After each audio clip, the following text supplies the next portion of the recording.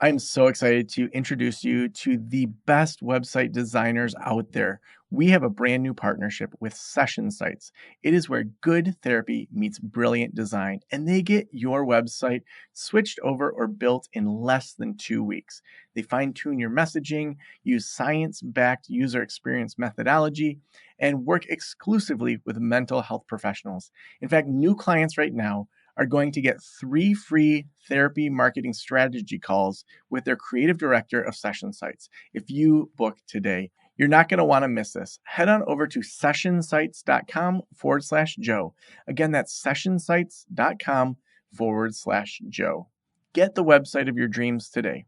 Sessionsites.com/Joe.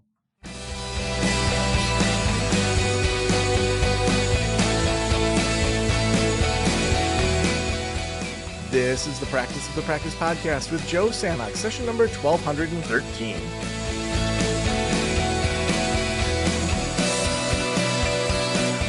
I'm Joe Sanok, your host, and welcome to the Practice of the Practice podcast, where we help you build a thriving private practice that you absolutely love. You know, we want both sides of that. We want you to thrive in private practice. We want you to know the business side and the clinical side, and that you really aren't just, living in poverty, and that these things that we never learned in grad school, like marketing or business plan, that we actually know how to do some of these things. But then we also want you to love it. We want it to be something that you absolutely love, that you have you show up and you say, I can't believe this is my world. I can't believe that I'm in solo practice, or I see these types of clients, or I get to grow a group practice. And we do this in community. Through our membership, we have a huge community of people that are growing together, whether you're in solo or group practice. If you're not in that community, you can head over to practiceofthepractice.com/membership. Would love to have you join that community as well. And today I am so excited to have Greg McKeown with me. Greg is the author of 2 New York Times bestsellers, Essentialism and Effortless, which together have sold 3 million copies and been published in 40 languages, and recently released the Essentialism Planner, which is a 90-day guide to accomplishing more by doing less. McKeown is one of the most sought-after public speakers globally and has spoken to over 500 companies while traveling to more than 40 countries. He hosts the Greg McKeown podcast, which is ranked in the top 5 of all self-improvement podcasts and top 10 in educational podcasts on Apple. Greg, welcome to the Practice of the Practice podcast. It's great to be with you. You know, your book, Essentialism, I think it came out around 2014 or so. I read it that year it came out, and it was like, oh my gosh, this guy is cut from the same cloth. I was already in the midst of creating a conference called Slow Down School, where people we went hiking, we hung out on the beaches, and then spent 2 days just ultra focused on the most important things within their business. And for me, I look back at these notes that 10 years ago I took at the back of it, and so much of it I now have embodied. Like even just that idea of make the essential the easiest. When I think about my morning routine, where I make my matcha and my smoothie, I put all the supplements I take. I put I put the Metamucil that my doctor said I got to start taking because I'm in my 40s. All these different things that are good for me are right there where used to just be my coffee. But now it's, I have my matcha there. I'm going to start with matcha. I'm going to have like the good, healthy beginning to the day.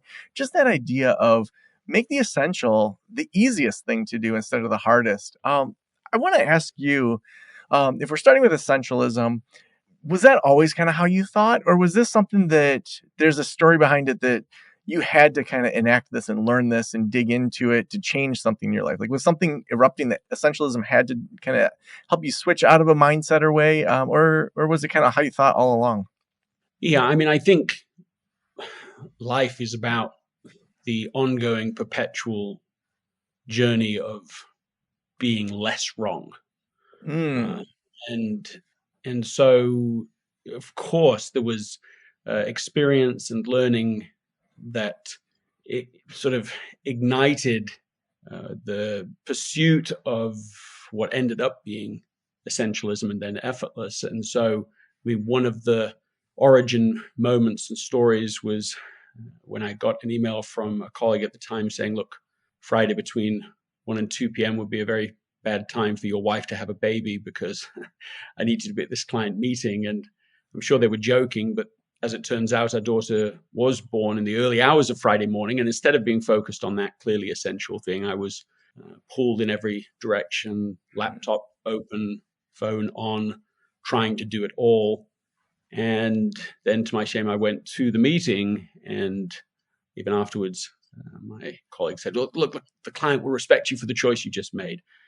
But the look on their faces didn't evince that sort of respect, and it was pretty clear that I'd made a fool's bargain and learned the simplest of lessons, which was this: if you don't prioritize your life, someone else will. And that seems to be something that, while it was personal to me, seems fairly universal, because so many people feel stretched too thin at work or at home, feel busy but not necessarily productive, feel that their day is hijacked by other people's agenda for them. Or indeed, perhaps there's a different group that knows what's essential, but then somehow overcomplicates it, just makes it too hard to actually get the right things done. And so essentialism is the antidote to that undisciplined pursuit of more. And effortless also, an extension of the same set of, well, a desire to address those same sets of problems. Essentialism is, in a single word, focus, and effortless in a single word is simplification. And so the idea is we have to figure out what the right things are to do. That's essentialism, but we need to do it in the right way. That's effortless. So all of this grew out of failure, out of getting things wrong. And in the end, I think the totality of what we actually know at any given point in our lives is the sum of all of the mistakes we've made. Like, that's our real knowledge. So I guess that's an answer to your question. Yeah. Now, I know one thing that we talked about before we started rolling was how therapists are uniquely positioned around listening, and that a lot of times it's the only field that's really taught deeper listening. And that's been something that you've been doing some research on. Tell us about the research around deeper listening and understanding, and the intersection between that and discovering what's essential for our lives. Back in January, I was on the Tim Ferriss podcast, and quite spontaneously got into this subject, and then committed to millions of people spontaneously to hold some live sessions on this subject.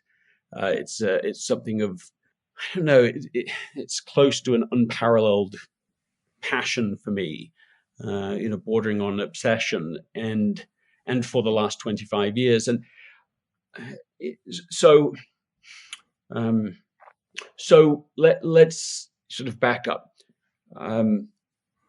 I imagine an enormous amount within the idea of listening, and far more than really is reasonable at this point. It's grown into its own world, its own universe, an orientation, a way of thinking, a way of living, and it's as game-changing as anything that's happened in my whole life. And so, I didn't come from a family that was prided, itself particularly on listening. There weren't a lot of questions being asked, or there's just a lot of statements being made. And so it was not like I sort of learned by observing. But then I became friends with somebody who, when I was quite young, who was really great listener even back then, and we really listened to each other, and that was a very distinctive type of experience that's lasted, now 35 years, and so, if we sort of get more to the actual core of it, almost nobody has been trained in how to listen, and that's like a serious problem, of course, because so much is hidden behind that gate. And at first, of course, you could say, well, just even at the surface level, you can't communicate, you can't even understand the basics of a relationship or an interaction without better listening competence. And so it's a problem if you have, let's say hypothetically, if you had a whole society that not only had never been trained in listening, had been trained in how to read and write and in a certain extent how to speak in a trained formal way, but had never received any formal training on this other capacity. I mean, that would be a problem. But then imagine this hypothetically, if you had a society that then was being modeled constantly, not only not powerful, competent, apex, radical listening, like at the one end of the continuum. Imagine if that same society had been bombarded for a decade with not a phone, because the phone in our pockets is, whatever that is, it's not a phone.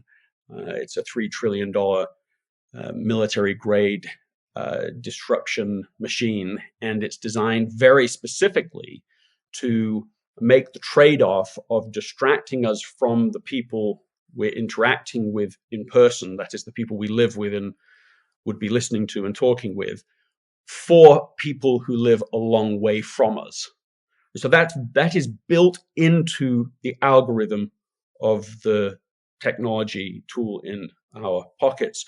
The companies that have created that entire infrastructure, and I've worked with in Silicon Valley for the last 15 years, only make money when we make that trade-off. So the consequence of that is that, I keep pretending I'm speaking hypothetically, you also have a situation where, so an entire society is only ever surface listening because they have a phone in their hands. And so that just forces our communication and interaction to the surface, so that none of the real issues are being even close to being addressed. Okay, now imagine, let's stay on this hypothetical. Let's one more level. Imagine if what they were having modeled for them in social media and in mainstream media was huge amounts of what I would describe as not just surface listening, but anti-listening, where you are listening a lie. You watch people arguing, and they're not arguing, strangely, even with each other. They appear to be, but really they're just arguing with straw men versions of the other's argument. And so there's this massive amount of contention, but not around the real issues. So that's like just a lay of the land. What you have, I think, is close to a crisis, but because as any psychotherapist worth their salt knows, the nature of the psyche, but it's not limited to the psyche. It's true in every human system. That is, it's true in every relationship or every team or organization, and we could go beyond. We could extrapolate beyond that. In all human systems, the nature of systems seems to be that there are, well, to use the 1978 metaphor, the first time that was used in publication, the onion metaphor, that all human systems have less valuable insight going on at the surface, and as you go closer to the center, you get closer, from, let's say, 1x, then you're getting to 10x, 100x, and my experience is that you can go even further than that without any exaggeration, you could get to 1000x leverage points, to use the systems thinking language for it, that change everything. And indeed, surely this is maybe not the primary, but one of the primary drivers of therapy, as a still relatively new field of endeavor, is that if you can help people to get to those core subjects, to the things that are subconscious beneath, to the meaning frames that exist only at the center, vulnerable but valuable, then everything can change, everything. But that in normal life, they are not getting anywhere close to it in their own life, in their relationships, or beyond. So to me, there's a gold mine deserving of study, of codification, and then teaching this also to people, broadly, like a movement. Mm-hmm. It's interesting. I've been listening to the Indigenous Knowledges podcast, which just came out at the time of this recording. My partner Claire is one of the hosts, and she's partnering with our local band of Ottawa and Chippewa Indians to capture a lot of these just like deep ways of thinking. And something really like profound kind of hit me as you were talking, and then intersection with what I was learning there. And one thing they were talking about is how the typical kind of Western introduction is like, "Hi, I'm Joe. Hi, I'm Greg." And very quickly we go to like, "What do you do?" And so it's a status discussion of like, "Oh, well, if you're really going to do it, you're like, I'm a best-selling author. I've done this and this." And, "Oh, well, I'm a lawyer or I'm a doctor." And people are kind of figuring out who they are. And then, in this kind of tribe's background, it always starts with like, which clan are you from? So are you eagle? Are you bear? Are you like, and then, oh, I think I might know your uncle. And they keep going back generations until they find a connection before they even start their conversation. And just that idea that at the very beginning of an introduction, oftentimes is for us, status. And Well, I'm only yeah, interrupting yeah, in aid of the point you're making to support it. Is it's not just status, what you're describing as corporatism. yeah, There's all sorts of forms of status. The family could be a form of status. Longevity could be a form of. I mean, anything can be a form of status. But that question, what do you do? It doesn't mean what it sounds like it's asking. It right. means, what is your job? Your paid job, and therefore how much do you earn, and where do you fit into the corporate landscape?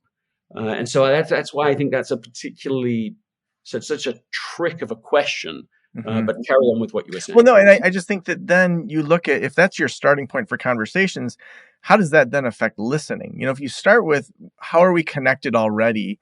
Who do you know, Greg, that I know? And it's like, if you and I spent 5 minutes with that intention, I'm pretty sure within 5 or 10 minutes, we would find some overlap in our circles, that there's someone that we're connected to.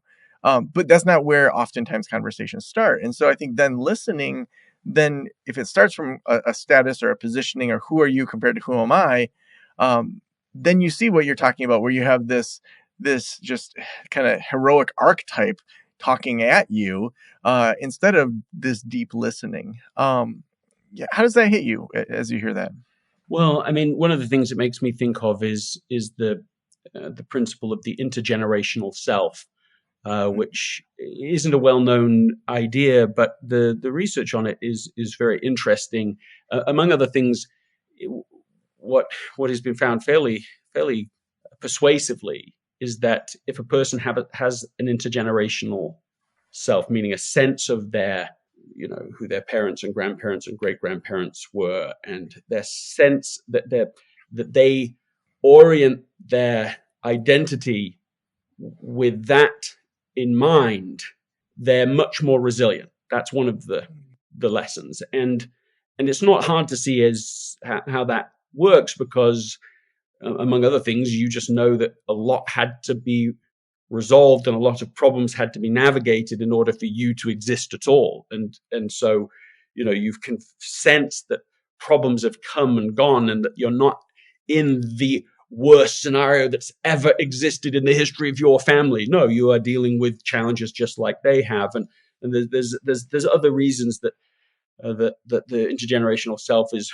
worth developing.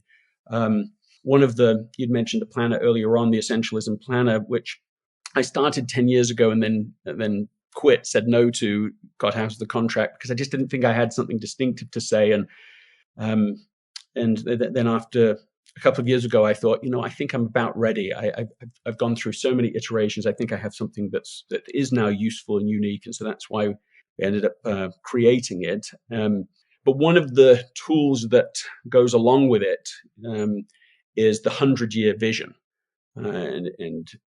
It's literally a process where you look 100 years into your past and you envision 100 years into your future. In that process, you can discern better between the trivial many and the vital few. Those key relationships, those key contributions that if you invest in them now can last, beyond memory, because most people I mean, most people cannot even name the first and last names of their 8 great-grandparents. It's rare to find someone who can. And that will be true for you and me as well. 100 years from now, that will be true for us, that they may not even know our names. But that's not the same as saying that our great-grandparents didn't impact us. Of course they did. In many, perhaps we could say most instances, the language we speak, the country we live in, and that's just the obvious things. The way that we think, the way we operate in the world is hugely impacted by those decisions. And in the same sense, the choices and trade-offs I make and you make and the listeners are able to make shape generations after them as well. And so I think you sort of have this sense, this duality of not grandiosity, but a sense of potential impact combined with a sense of humility, because, well, they're not going to remember us, but our impact will be huge. And that's a good way, I think, to orient our choices in life. It's not for the ego, but still we have a sense of stewardship and responsibility to make choices that 100 years from now will have blessed generations of people we may not even meet. Mm.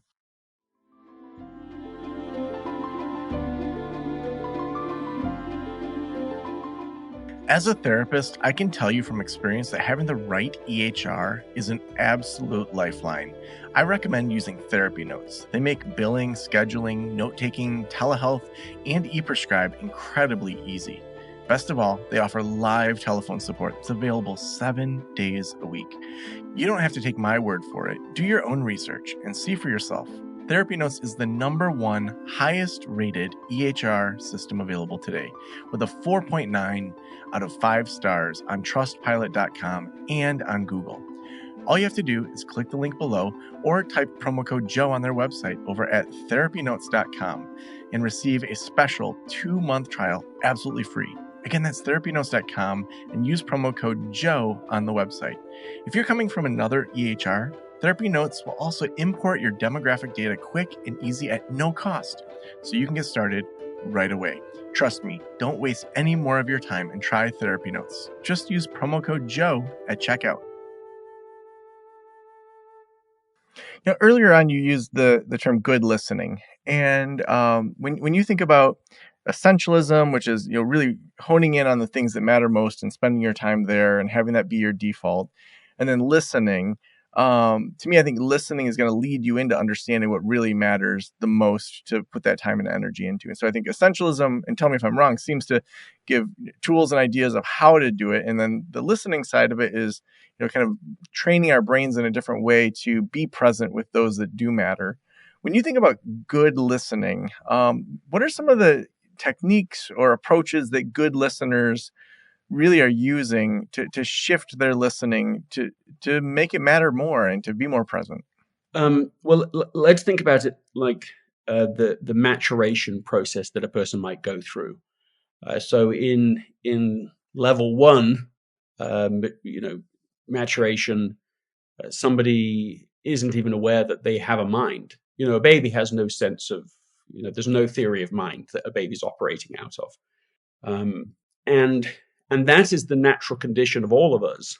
Indeed, it is the case that there are people who never get out of level 1. So they literally go through life, and it's not the same as them not learning. They can certainly learn. They will be learning. Of course they will be. But they won't have this breakthrough shift of, my goodness, my thoughts are not me. And the way I see the world is not at all how the world is. That these thoughts will not actually have happened for very, very many people. And even so, level 1 to 2 would be, let's say, going from being locked to being limited. We could say like locked like a prisoner. And we're the prisoner of this system of our mind simply because we don't even know it's there. Well, that's the highest level of imprisonment that you could have. If you don't know, if you can't see the system, it's already running you. And so the second level is limited because now you can start to see it. You're the observer, which is far, far superior to being the prisoner, but it's also brings on its own disequilibrium, because suddenly you say, oh my goodness, that isn't even me. Well, what is that? And you can see suddenly some of the limits of your own thinking, or you say, oh my goodness, well, I learned all of this from where did I learn it? My family of origin in high school. Like, that's it. That's what I learned, all these thought processes and systems. And so it can be really destabilizing, as every therapist knows, in their own journey, and then, of course, in their patient journeys. Because now you have to confront it. You just want to go back into the safety of your thought process before, or do you want to now do something? And so we could say, well, level 3 would be like limitless. So you could have the locked, the limited, and the limitless. And to begin accessing the limitless way of living, I think that this is where this is one of the powers and advantages of high competence listening, meaning the ability to erase one's own mind in order to enter the world of another. And the shift to be able to do that, not just to become aware of your own thoughts, but to enter another person's world, to put your own aside, to actually enter there, to stay there, to explore what's there. I mean, that's, is the richest, the most rewarding, the most alive, I think, that we can be. And so you were asking, well, tricks for it. And I mean, I think that beyond the maturity continuum I was just describing there, I think that one has to make a choice repeatedly. I'm not a great listener unless I choose to be. Like on a given day, I can be very bad listener, or I can be completely consumed in my own mind. Or if I'm in an argument, I mean, I'm not. I am then an anti-listener. I can be as locked as can be on the same day as I'm also sort of in a limitless mode. So we clearly go back and forth. But there's a point of choice where we actually say, like, different for different people, but the 2-second choice where you say, okay, I will put it aside. I will shelve the agenda. I will put my whole world. The term "erase my world" came from a most extraordinary story of Eric Maddox, who is the least likely person to be put into Iraq, and the least likely person put into Iraq to find Saddam Hussein. But that's just what happened. He is the person that found him in about 9 months of being there. As compared, for example, more like a decade for finding Osama bin Laden. Here's the difference. The people who were trying to find Osama bin Laden followed the playbook, the traditional military playbook of interrogation through coercion and threatening and power plays. And that's just what Eric Maddox was also taught in, but he'd never actually practiced it.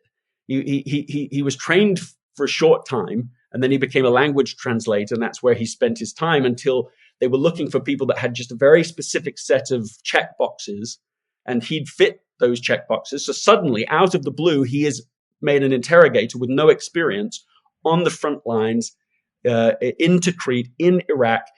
And he all he has is this sort of training that he's been given. And so he starts doing it the way everyone else does it. He's doing these 10-hour days with zero impact, nothing, just a waste of time. And he's just feeling so stressed. He keeps doing it. And finally, he's like, okay, no one will tell me anything.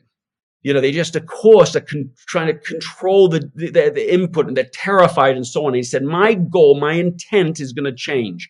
My intent it wasn't very high aspirational at first. It was, I'm just going to try to keep them talking. And if they'll keep talking, then that's better than what I'm getting so far. And so he would try to keep people talking and talking and talking and talking. And he'd maybe have 4 hours, 5 hours, and just talking and sharing. And he found that and this is the term, as he erased his world and he entered theirs, he could perceive immediately the moments in which they were lying. He knew it was obvious. He didn't have to wrestle truth and lies. It was obvious when you're actually inside somebody else's world, when you're gathering and developing the narrative of their life and their world and what's going on and when they arrived and who their family is and everything. Like, you just actually have a narrative. So when they suddenly jump cut and change something, or he just knew, he would always know, he could get to the end of the conversation and say, okay, well, listen, these were the 5 things that you've said that, like, clearly, aren't true at all. So can we just talk about those? Like, well, what's going on underneath this? He was able to collect faster than anybody else in the US military with enormous advanced tools and training and experience. He was able to gather this, let's call it like a 3D map of everything that was going on and how everybody was connected. And as with all human systems, just as we were describing earlier, he was able to identify the leverage point was a single person whose name kept on coming up. And when they found that individual, he got one night with them because they had closed down his operations. He was literally living on a plane. He was driving to the airport to leave Iraq. And they said they found him. So he came back for one night, did the same thing, the same kind of listening, this advanced type of losing himself in their story. And because of that, identified Saddam Hussein. And that's why they were able to select him in 9 months. It's unthinkable. It's impossible. The rate of success of interrogators is about 4%. Like internationally, international interrogation has a 4% success rate. His success rate, as it went forward, because he then spent his time developing a team specifically in his way of operating and thinking, is upwards of 80 to 90% success rate. It's not close. And so when asked, well, what's different about what you do? What really is it? He just said, look, we just learned a way of listening that's better than anyone ever gets listened to in normal life. That's it. That's what we do. And so in some ways, while I'm obsessed and fascinated with listening, I sort of have a slight disgust of the word at the same time. It's a strange relationship because what other people imagine by the term is so different than what I imagine by it. I just think, well, we're not talking the same language. And so in some ways, I resist the idea of the word itself, because really it's a way of thinking, it's a way of operating, it's a way of understanding, it's a way of visualizing. It's a rapid way of being able to pinpoint the infinitesimally small but infinitely important things hidden way below the surface that once identified can be unlocked and then utilized to make precision interventions with disproportionate outcomes.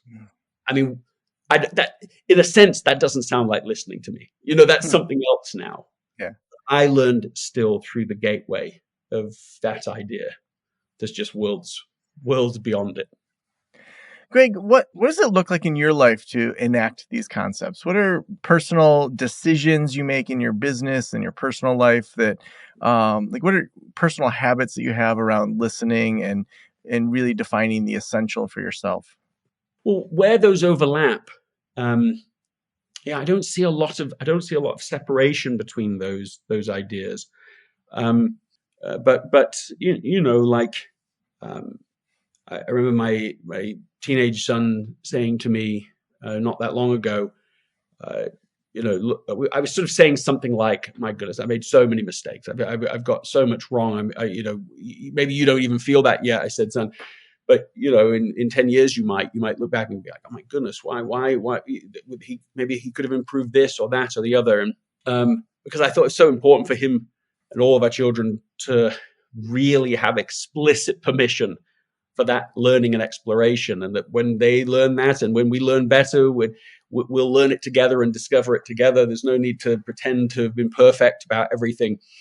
And he said, look, he said, the thing is, Dad, he said, none of that has mattered, because anytime there was any problem, I have known I could come to you and ask you to listen, and you would. And that was really important, because it wasn't like I'd even listened perfectly by any stretch, especially once one expands its meaning in the way that I think I'm trying to express. But it's such a gift to be able to know, both my wife Anna and our children know, if they say that I just need you to listen, I will close it all down and be there and not surface level, and not from my perspective, but everything else we just described inside Mm, their world. And like, what can you say? Like once you introduce that, everything else is different. So it's not one more thing. mm, It's a different way of doing everything. But because now the moment you have friction, you know what to do. Okay, let's stop. Let's listen. What's going on? How do you see it? Why are you seeing it that way? What's going on around the corners? And it's not passive listening, and it's not that there's no sense of truth. There's no perception that the way we see things equals truth. Well, that's not the case. So somebody can perceive something enormously wrong. So it's not that you have to, whatever anyone says, well, that's 100% valid because they say it and believe it and see it and think it. But it enables the possibility of so much better understanding.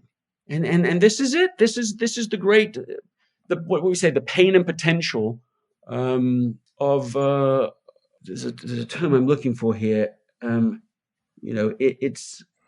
It's the pain and potential of being misunderstood, of missing the point.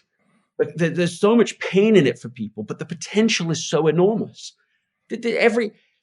Every frustration I have with myself is really a problem in not understanding yet why I operate the way I operate. Something deep down has to be upgraded. Some meaning frame has me all limited and locked.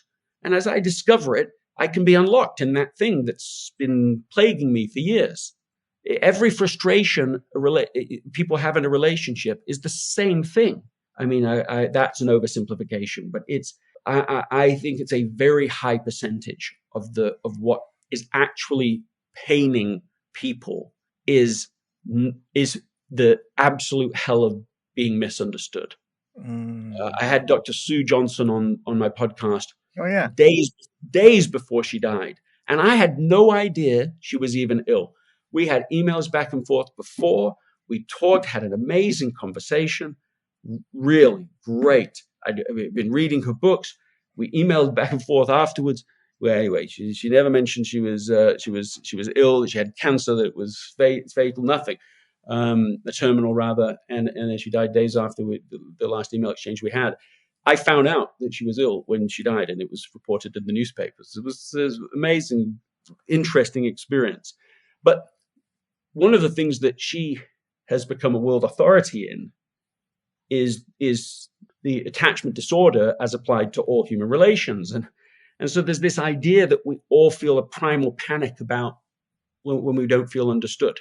And that we learn that because, well, this isn't her research, but I'm tapping into lots of different points, of course, as we talk. And there's this idea that the first lesson of life is that if we are not heard, we will die. Mm-hmm.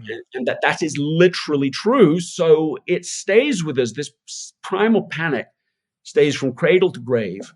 And it's like, yeah, this is what's really going on in relationships is a desire to be heard, to be seen. If I need you, will you see me? Will you hear me? Will you be there for me? And so it's like it's the absolute core of the relationship challenges in life. So it's like what we're talking about here is it's not like a tool to put in the toolbox of parenting or relationships or personal improvement. It's not like one thing. They just there's 50 things and this is one good tool. It's the pivot of everything else. Yeah, it sounds like it's the entire posture towards life. Yes. Just how are we? Yeah. Greg, the last question I always ask is, if every private practitioner in the world were listening right now, what would you want them to know? I mean, it's a pretty, it feels like really emotional to try to answer that question because the potential for good and for damage, right, both, that exists within the practitioner's office is so great. I don't know, the emotion in me, it isn't quite anger, but it's something like that. It's like sort of, I don't know, a sort of righteous indignation about this. It's like it matters so much. Mm. But the damage is so possible too, because we know not that all patients turn up in the same readiness to change, right? Like, somebody can just be a perpetual, okay, I just come every week and I've been doing it for years and I'm not really making any progress. I mean, that's one version, but there's so many people who do arrive and they're there because they are frustrated, because they are in pain. And I am ready to change, like I want to do something because this isn't working. And for those people, the risk of going through the motions in our discernment, I prefer the word discernment to listening. It doesn't have the same limitations attached to it. It's such a rich term, and of course it comes from the Latin that means to sift. And so I think it's a very powerful word. And to have the discernment as a practitioner to put aside one's own agenda, all the patterns that we've seen before, all of the remedies we're so quick to pass out. Oh, this is one of these people. Oh, this is one of these systems. And we're not really doing the job. And in that mode, we can do just so much damage. Well, not meaningfully. Obviously, we don't mean to. I'm not talking about bad people. But I had my daughter got very, very sick. One of my daughters, when she just turned 14, we didn't know what. It was some neurological problem because her whole executive function was just in complete free fall for weeks and then months, to the point that she was fast falling into a coma on the way to dying. I mean, like and no one could give us even the beginning of a diagnosis. And there's sort of, in hindsight, I can sort of look at these three archetypes of neurologists that we met with, right? There was the limited, which is almost all of them. That is, they were genuine and they wanted to help and they were curious, but they couldn't make sense of it because they couldn't connect the dots. All the tests were coming back in the normal range, and they just, at least had the humility to just say, well, I don't know, shrugging their shoulders. I just don't know. That's not very helpful, but at least they're not doing any damage. Okay, so that's one group. And then you've got Dr. Sanger, who we suddenly met, who, when we met him, he comes into the office with a team like a Delta Force, unit. One's got a video camera, one's looking through the notes. He's completely focused on Eve. There is nothing else in the world. He's hours late, I should say, which I only share because my wife had the discernment to know that, yeah, that's because whoever he's with. There's no problem. We'll wait here all day because once he gets here, this is how it's going to be. And she was right, exactly right. And he wasn't there going, well, come back in 2 weeks. We'll see what we think about it. He's like, we're solving this. We're here to really find out what is going on. And so after he's gone through a process for about 15, 20 minutes, he goes, okay, take this dopamine pill, Eve, right? You're all going to go out, have lunch. You're going to come back and we're going to see what happens. Now, I've never had any doctor do anything like that. I don't know if you have. I never have even heard of anyone that's only at the Mayo Clinic. I think I had back surgery there. They were just like, I went from meeting with them to being done with surgery in 6 days. And so it was like, I did the general Mayo Clinic physical exam, then did the professional exam that afternoon, then had all the tests on Tuesday. Wednesday met back with them. Thursday had back surgery. Friday was in the hospital recovering. Saturday, they found some heart stuff they had to check on. Saturday was discharged. I mean, they were insane. Other than that, though, yeah, never see it. Well, I mean, I just love that description, and that just reinforces Mayo Clinic's world class reputation. Take the dopamine pill, go back to lunch. We come back an hour later. We're both looking, my wife and I, looking hopefully for something. We can't see a thing different, but at least we got someone who's like means business here. And he goes to this test. We've seen so many of them, count down from 10 to 1. We've seen everyone do that. He does the same test again. And he just turns around. And he's like, I suggest immediate hospitalization for encephalitis, or inflammation of the brain. So she is immediately hospitalized. And if it was like a Disney story, right, like that'd just be like happy ever after. But he was just the admitting neurologist, the treating neurologist, we'll call him Dr. Jones or something like that, because he just, I mean, he was really good, intelligent, trained neurologist, but he had a completely, he'd been trained as a geneticist, so every problem is a genetic problem in his mind, so he's just has a bias for that. And he's like expresses skepticism immediately to us, like, I don't know why we're treating her for encephalitis. This is a waste of time and resources. But he does it anyway. And then a couple of days go by, and now for the first time in 4 months, I can see, my wife can see, our children can see a change for the better. The first improvement, which was like rosy cheeks, and then she could smile. There was a tiny amount of emotion in her because all of that had been completely collapsed. She'd gone from the picture of health to someone in total mental disability and physical disability. I mean, like really radical change. And he still couldn't see it, and he still couldn't hear us, and he absolutely continued to insist that we stop the treatment and that we should, manage it to the end, because he's saying, this is just going to be this is a terminal genetic condition. And so we had to insist and fight for it, and the treatment continued. And, she is, as of this conversation, completely healed. She is Wow. whole, she is back, and she is thriving. But there they are. Those are the archetypes. You've got Sanger, who's sort of this limitless, not because he can do anything, but there's a limitlessness to the way he thinks and his process. And then you've got all these limited neurologists, good people, just couldn't connect the dots. They sort of lacked that additional layer. But then you also had someone who was locked, and that sort of, there's nothing really more terrifying, I think, than that sort of kind of certain misunderstanding. Right?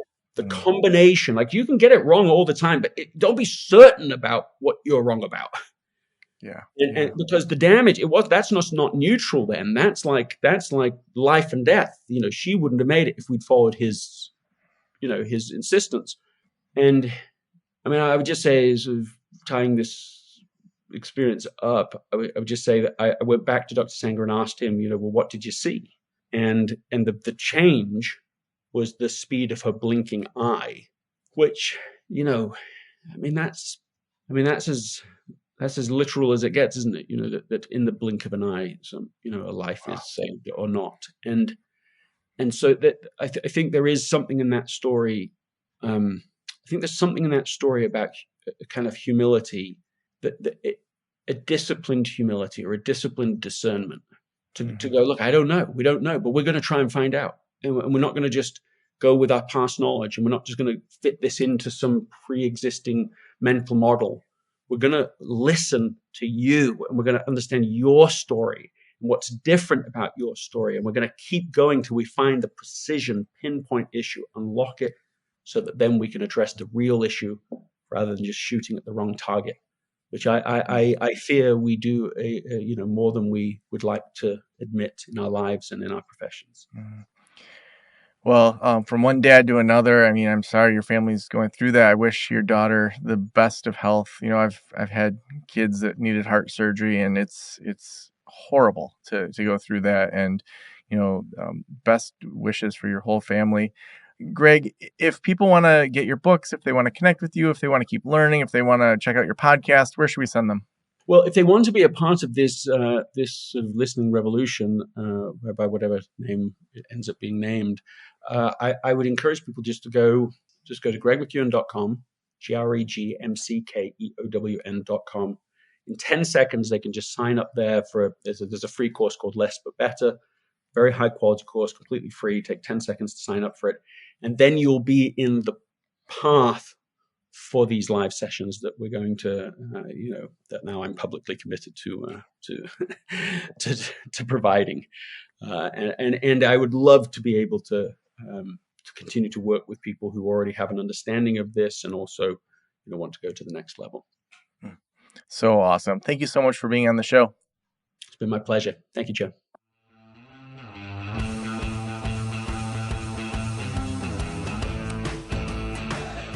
So as we think about doing less and we think about doing it better, I just want you to think about your own private practice right now. Sometimes especially if you're listening to this podcast, we do this, 3 to 6 days a week, depending on the sponsors, depending on the guests. That's a lot of information for you to consume. In the same way, if you just consume food and you don't ever, exercise, move your body, do anything with it, you're not going to get any results. And so rather than just consume, I want you to take some action and to edit the time that you're spending on one thing. Focus in just whether it's this episode or any of the other episodes. Maybe you're going through one of the courses in the membership community. Find that one thing that this month you are going to focus in on, and you're going to double down. You're going to get extra help on it, and set those boundaries for yourself that we've talked about a lot here on the show. We also couldn't do this show without amazing sponsors like Therapy Notes. Therapy Notes is the best electronic health records out there. They will help you switch over from your current EHR. They also give you 2 months for free or just money off if you use promo code Joe at checkout. They are phenomenal. They help with automated billing. It's going to make it easier to outsource your billing. So many reasons to switch to Therapy Notes. Just head on over to therapynotes.com, read about it, and at checkout, just use promo code Joe. Thank you so much for letting me into your ears and into your brain. Have a great day. I'll talk to you soon. Special thanks to the band Silence is Sexy for that intro music, and this podcast is designed to provide accurate and authoritative information in regard to the subject matter covered. It is given with the understanding that neither the host, the producers, the publishers, or guests are rendering legal, accounting, clinical, or other professional information. If you want a professional, you should find one.